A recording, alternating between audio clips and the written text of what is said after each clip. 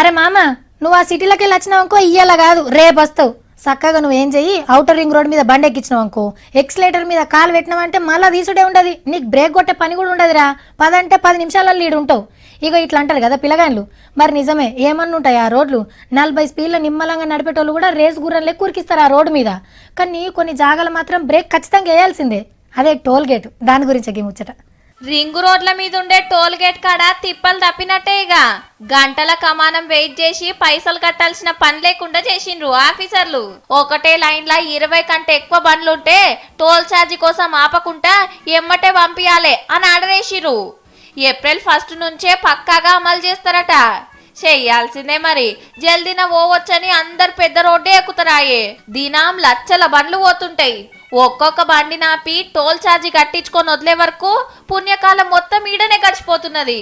ఇక పండుగలు సెలవులు వచ్చినప్పుడైతే సుక్కలు కనబడతాయి బండ్లు నడిపేటోళ్లకు. ఈ ఆస్టకొచ్చి దిగి నడిచిపోయింది నయం అని అనిపిస్తుంది.